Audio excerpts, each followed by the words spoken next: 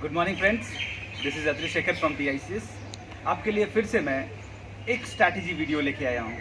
बहुत लोगों की रिक्वेस्ट थी कि ये स्ट्रैटेजी बताई जाए कि कैसे UPSC की प्रिपरेशन या स्टेट सर्विसेज की प्रिपरेशन की जाए कि बहुत फर्स्ट अटेम्प्ट में ही या एक अटेम्प्ट में ही उसको निकाला जा सके। देखिए, इसमें मैं दो फॉर्मूला आपको देता हूँ। पहला, मैं स्मार्ट वर्क का फॉर्मूला देता हूँ। देखिए, स्ट्रैटेजी आपको खुद बनानी होगी। हम आपको फॉर्मूलाज बता सकते हैं, हम आपको प्रिंसिपल्स बता सकते हैं। जो स्मार्ट वर्क प्रिंसिपल है, इसमें तीन चीज़ों का ध्यान रखना है। रिसोर्स मैनेजमेंट, यानी रिसोर्स कम से कम होना चाहिए, प्री डिसाइडेड होना चाहिए। ये नहीं कि हमारे कोई भी कुछ भी बोल दे हम वो पढ़ने लगे। ये प्री डिसाइडेड होना चाहिए। कहाँ से प्री डिसाइडेड होगा?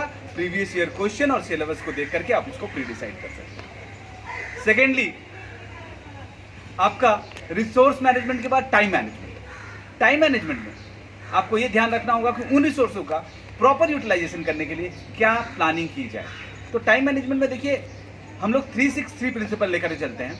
363 यानी 363 प्रिंसिपल।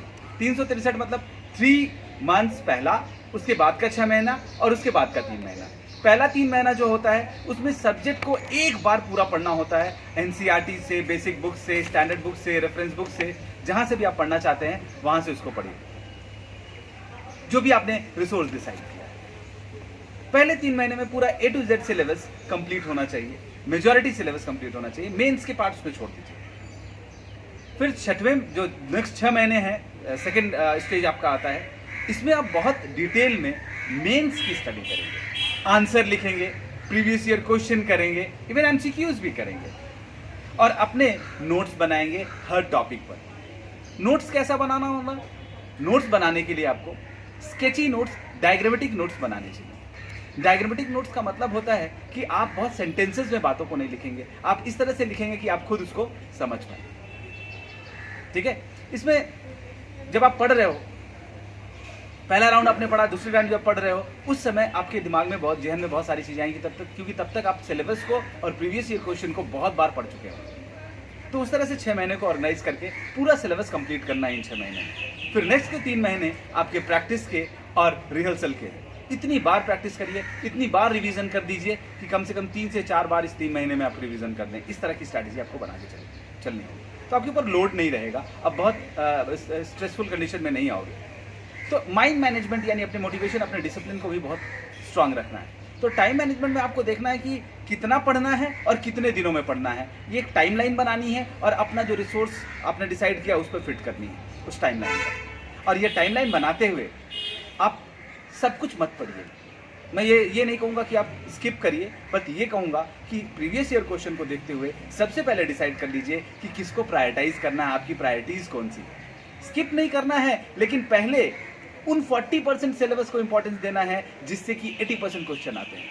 यानी 40% से कम सिलेबस से आपके 80% क्वेश्चन जब सॉल्व हो रहे हैं तो आपको उससे ज़्यादा करने की बहुत ज़रूरत नहीं। बाकी के पार्ट को आप पढ़ेंगे, लेकिन उतना हिसाब से पढ़ेंगे कि जितना उसके रिक्वायरमेंट है। लेकिन ये 40% इतनी बार पढ़ेंगे और इतने अच्छे से पढ़ेंगे कि उसमें से एक भी क्वेश्चन आपका मिस नहीं होना चाहिए। तो इस स्ट्रेटेजी पे अगर आप अपने आप को ढालते हैं, कहने का मतलब कूड़ा गार्बेज अपने पास मत इकट्ठा करिए, अपने टाइम को बड़े ऑप्टिमम लेवल पर ले जाकर यूटिलाइज करिए, अपने टाइम का पूरा यूटिलाइज करिए।